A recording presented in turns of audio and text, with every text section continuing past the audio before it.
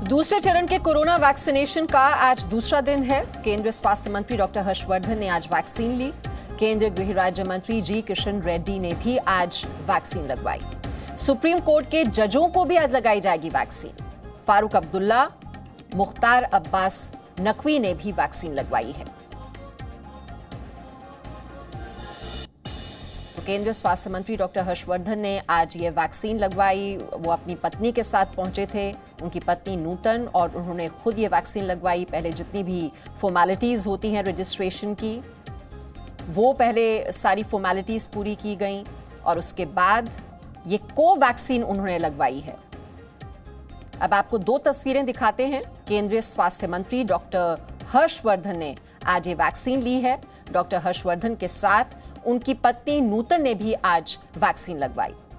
वहीं गृह राज्य मंत्री जी किशन रेड्डी ने आज हैदराबाद में वैक्सीन ली। दोनों ने ही भारत बायोटेक की कोवैक्सीन लगवाई है। यह वही वैक्सीन है जिसको लेकर विपक्षी दल लगातार सवाल खड़े करते रहे हैं और ये एक तरह से एक मैसेज देने की कोशिश भी है कि कोई खतरा नहीं है ये वैक्सीन लगवाने में, क्योंकि पूरी तरह से भारत में बनाई गई ये वैक्सीन सेफ है, सुरक्षित है। ये मैसेज दिया गया है।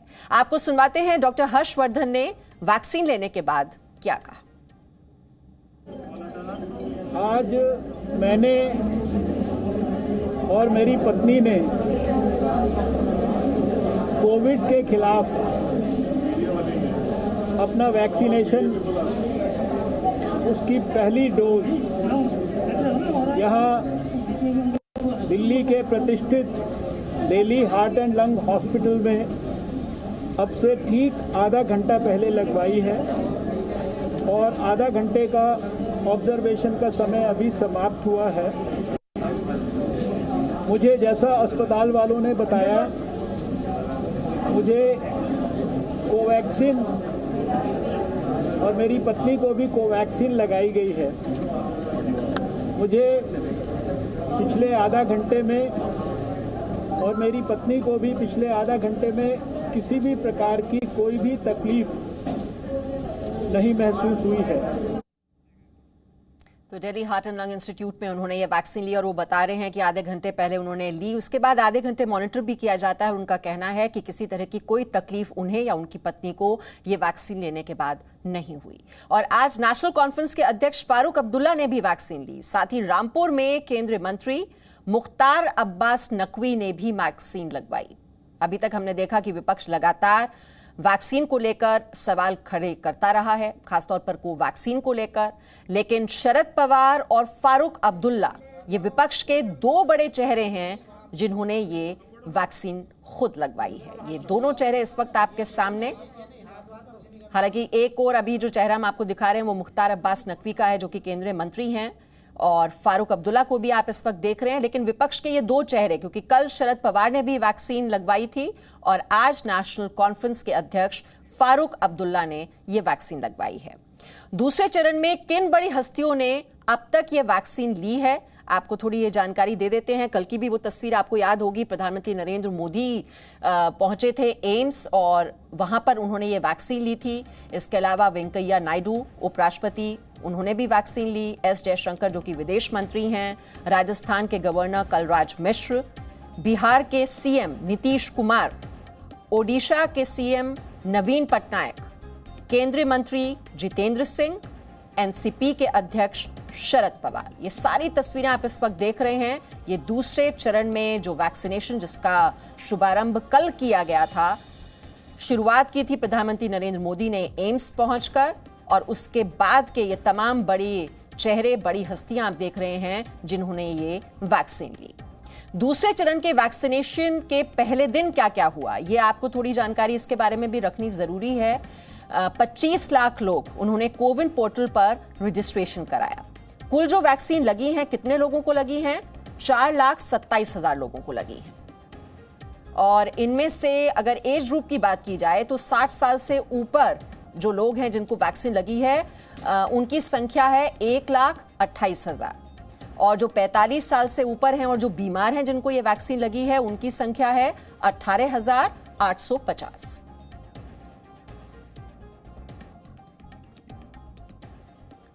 और इस वक्त हमारे साथ हमारे दो संवाददाता जुड़ चुके हैं। ब्रह्म प्रकाश दुबे दिल्ली से हमारे साथ हैं और मुंबई से अंकुर त्यागी हमारे साथ हैं। तो ब्रह्म प्रकाश दुबे, हम देख रहे हैं दूसरे फेज की शुरुआत कल हुई थी। कल भी कई बड़ी बड़ी हस्तियों ने यह वैक्सीन लगवाई थी। आज भी हम देख रहे हैं कई बड़े चेहरे, जिसमें फारूक अब्दुल्ला भी हैं। और ये जो विपक्ष के ये चेहरे एक ये भी संदेश देने के लिए काफी है कि अब डरना नहीं चाहिए लोगों को। अब जो जिस एज ग्रुप के लिए अब शुरुआत कर दी गई है दूसरे चरण की, उनको आगे आना चाहिए। सुरक्षित रहने के लिए, सेफ रहने के लिए ये वैक्सीन जरूर लगवानी चाहिए। बिल्कुल मीमांसा, देखिए अभी कुछ देर पहले डॉक्टर हर्षवर्धन ने भी, जो देश के हेल्थ मिनिस्टर हैं, उन्होंने भी वैक्सीन लगवाई है। मैं यहीं पर मौजूद हूं जहां पर उन्होंने वैक्सीन लगवाई है, Delhi heart and lung institute, और डॉक्टर साहब अभी मौजूद हैं यहीं हॉस्पिटल में। डॉक्टर हर्षवर्धन ने भी देश के लोगों से अपील की है, प्राइवेट अस्पतालों से अपील की है, प्राइवेट अस्पतालों से कहा है देश भर के वो कि अगले 28 दिन का शेड्यूल बनाए, ताकि जो लोग रजिस्ट्रेशन करवा रहे हैं वो आसानी से बिना किसी दिक्कत के वैक्सीन लगवा सकें। दूसरी महत्वपूर्ण बात डॉक्टर हर्षवर्धन ने कही है कि देखिए अब कोई भी आशंका इस बारे में नहीं रहनी चाहिए। मैं आपको ये भी बता दूं कि कोवैक्सीन लगवाई है डॉक्टर हर्षवर्धन ने और उनकी पत्नी ने, जो भारत बायोटेक की है, और साफ कहा है कि अब इस बारे में ना कोई अफवाह फैलाए और ना इस पर कोई आशंका करे। जो लोग भी हैं जो 45 साल से 59 साल के बीच के उम्र हैं, जिन्हें किसी तरह की बीमारी है, वो लोग अपना रजिस्ट्रेशन कराएं और अपनी वैक्सीन लगवाएं। इसके अलावा 60 साल से जो ज़्यादा उम्र के हैं उनके लिए भी वैक्सीन लग रही है। यानी जो इस एज ग्रुप में आते हैं वो अपना रजिस्ट्रेशन करवा के अपनी वैक्सीन आसानी से लगवाएं, क्योंकि अब प्राइवेट अस्पतालों में भी ये वैक्सीन उपलब्ध है। जिस तरह से कुछ नेता बयान दे रहे हैं, आरजेडी के एक विधायक का बयान आया इस वैक्सीन को लेकर, उसको लेकर भी डॉक्टर हर्षवर्धन ने साफ कहा है कि नेता इस तरह की अफवाहें ना फैलाएं, इस तरह के बयान ना दें जिससे पब्लिक में कोई कंफ्यूजन क्रिएट हो। और जो अभी कोरोना संक्रमण के मामले आ रहे हैं, बीते कुछ दिनों से बढ़ने शुरू हुए हैं, डॉक्टर हर्षवर्धन ने कहा है कि यदि सावधानी बरतेंगे, वैक्सीनेशन का अभियान सुचारू रूप से चलेगा, तो हम हालात को काबू करने में आगे पूरी तरह से सफल होंगे। तो डॉक्टर हर्षवर्धन अभी मौजूद है यहीं हॉस्पिटल में मीमांसा, और एक बार फिर नेताओं से भी अपील की है, जनता से भी अपील की है। नेताओं से कहा है कि वो इस बारे में कोई बयानबाजी ना करें जिससे कोई अफवाह फैले, आशंका हो। जी अंकुर, किसी तरह की कोई कंफ्यूजन अब आपको लोगों के बीच नजर आ रही है? कितने लोगों ने अभी तक रजिस्ट्रेशन करवाया है और कितने लोगों को लग चुकी है? मीमांसा जी, इसके 3 पहलू हैं। पहला तो चीज़ ये कि आज तक, कल से जब से ड्राइव शुरू हुई है वैक्सीनेशन की, तब से लेके आज तक का डेटा क्या है। तो ऑफिशियल डेटा कहता है कि 3777 सीनियर सिटीजन, वो लोग जो 60 साल की उम्र के पार हैं, उनको अभी तक वैक्सीनेशन पूरे मुंबई में मिल चुका है। क्योंकि मुंबई में कुछ 22 ऐसे वैक्सीनेशन सेंटर्स हैं जिनमें प्राइवेट हॉस्पिटल्स भी शामिल हैं, प्राइवेट सेंटर्स भी शामिल हैं जहां पे वैक्सीनेशन चल रहा है। इसके अलावा 3 प्राइवेट हॉस्पिटल, प्रॉपर हॉस्पिटल, जहां पर इस टाइम वैक्सीनेशन हो रहा है। 5 जंबो सेंटर हैं जिनमें बीकेसी का सेंटर शामिल है, जो महाराष्ट्र में सबसे बड़ा सेंटर है। तो अभी तक कुल मिला के 3777 ऐसे सीनियर सिटीजन्स हैं जिनको वैक्सीनेशन मिल चुका है। 946 ऐसे लोग हैं जो एज ग्रुप 45 से लेकर 59 के बीच में आते हैं, मॉर्बिडिटी के जो शिकार होते हैं, मतलब कोरोना के सापेक्ष में ही कोई दूसरी गंभीर बीमारियां होती हैं जिनसे वो पीड़ित हैं। उन लोगों को 946 ऐसे लोग हैं जिनको अभी तक वैक्सीनेशन दिया जा चुका है।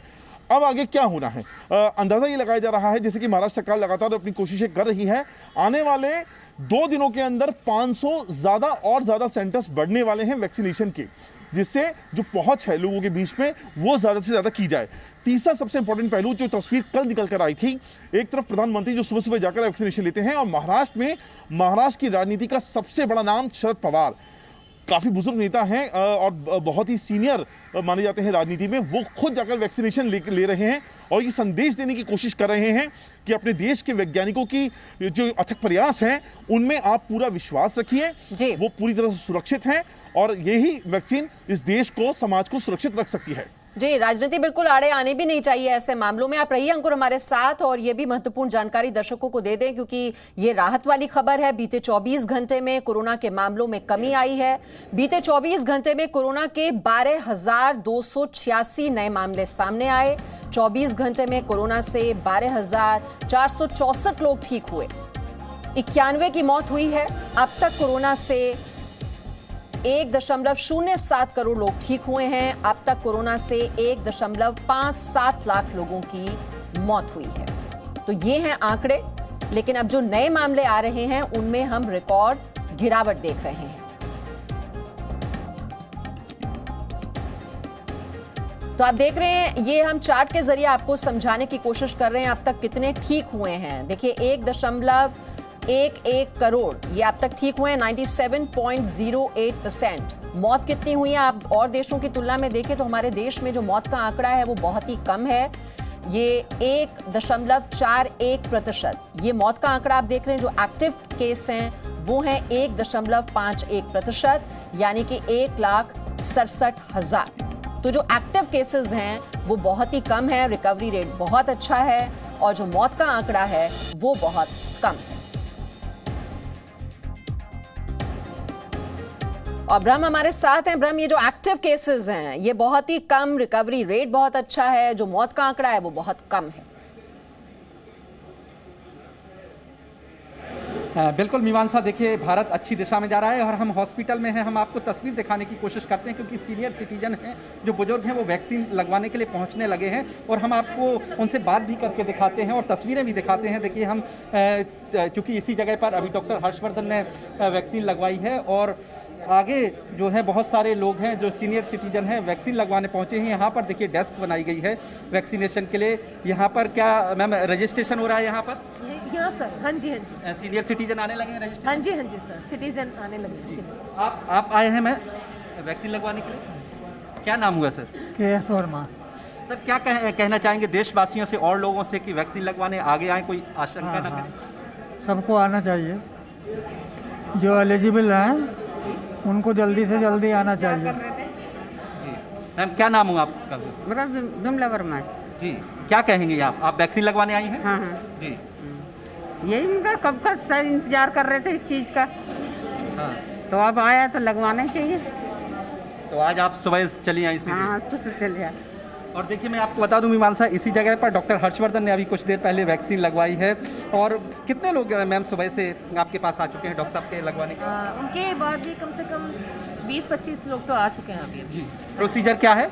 प्रोसीजर सर, सबसे पहले आकर हमें पोर्टल में नाम चेक करना होता है। रजिस्ट्रेशन के बाद जब उनका नाम रजिस्टर होता है तब हमारे पास वो आते हैं और हम उनका फॉर्म फिल करते हैं सर, और उसके बाद हम उनसे ये फॉर्म भरवा के और तब हम उनका वैक्सीनेशन के लिए उनको भेजते हैं। यानी यहीं आके रजिस्ट्रेशन करा सकते हैं?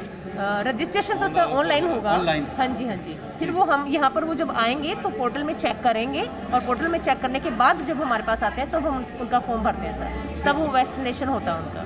देखिए ये प्रक्रिया है मीमांसा जो ये बता रही हैं कि आपको पोर्टल में जो है जो कोविन पोर्टल है उसमें आपको अपना रजिस्ट्रेशन करना है और आप हॉस्पिटल आएंगे तो यहाँ पर ये चेक करेंगे। ये देखिए रजिस्ट्रेशन का एरिया बनाया हुआ है, यहाँ पर ये चेक करते हैं पोर्टल में कि आपका नाम है कि नहीं, आपने रजिस्टर्ड करवाया है कि नहीं, और उसके बाद आपको वैक्सीन लगाई जाती है। आधा घंटे के लिए 30 मिनट के लिए ऑब्जर्वेशन में रखा जाता है आपको, और सब कुछ ठीक होने पर आपको यहाँ डॉक्टर का हेल्पलाइन नंबर दिया जाता है और आपको घर भेज दिया जाता है। और इस वक्त जो हम आपको तस्वीरें दिखा रहे हैं Delhi heart and lung institute की, जहां पर डॉक्टर हर्षवर्धन ने अभी वैक्सीन लगवाई हुई है और तमाम लोग हॉस्पिटल पहुंच भी रहे हैं यहां पर वैक्सीन लगवाने के लिए। ये वैक्सीनेशन का दूसरा फेज, और इसमें भी हम देख रहे हैं किस तरह से रफ्तार पकड़ रही है जो दूसरा फेज है। और जो केसेस की बात हमने बताई, जो आंकड़े हैं उसमें भी हम देख रहे हैं कि गिरावट है, लेकिन कुछ राज्य हैं जहां पर अभी भी परेशानी नजर आ रही है। हमारे साथ अंकुर है। अंकुर, लेकिन महाराष्ट्र में केसेस काफी बढ़े भी हैं और कई इलाकों में तो सीमित लॉकडाउन भी लगा हुआ है। अब वहां पर इसे कंट्रोल करने के लिए क्या कदम उठाए जा रहे हैं, किस तरह के संकेत मिल रहे हैं? इस सिक्के के दो पहलू हैं। तो पहला जो आप कह रही हैं कि महाराष्ट्र में आंकड़े बढ़ रहे हैं, बिल्कुल जाहिर तौर पर महाराष्ट्र में आंकड़े बढ़ रहे हैं। जो आंकड़ा पहले हमने देखा था 400-500, एक महीने पहले की बात मैं आपसे कर रहा हूं, 400-500 हर दिन के हिसाब से मुंबई के लिहाज से निकल के आता था, वो एवरेज निकल के आता है 800 से 1000 के बीच में। लेकिन दूसरा पहलू ये है कि हम पिछले 2 दिनों के अगर आंकड़े देखें मुंबई और महाराष्ट्र के, तो वो थोड़े से सुकून दे जाने वाले हैं। मैं मुंबई की बात करता हूं, पिछले 24 घंटे की बात करूं तो 855 मामले सामने आए हैं, लेकिन इससे ठीक एक दिन पहले ये जो आंकड़ा था ये 1000 के भी पार चला गया था मीमांसा जी। दूसरा, महाराष्ट्र की अगर बात की जाए तो 24 घंटे पहले जो डेटा हमारे पास आया है वो 6500 6300 के आसपास का है। पूरे महाराष्ट्र का। तो यही आंकड़ा एक दिन उससे भी एक दिन पहले 8,000 को क्रॉस कर गया था। तो ये कंपैरेटिव जो स्टडी बता रही है कि पिछले 24 घंटे के अंदर काफी ज्यादा सुधार होता हुआ दिखाई दे रहा है, ये अपने आप में इस कहानी को बयां कर रहा है। सरकार अपनी तरफ से प्रयास ये कर रही है, सरकार इस चीज को इंश्योर कर रही है कि लोग ज्यादा से ज्यादा मास्क पहने, और यही वजह है कि मार्शल्स को लगा दिया गया है।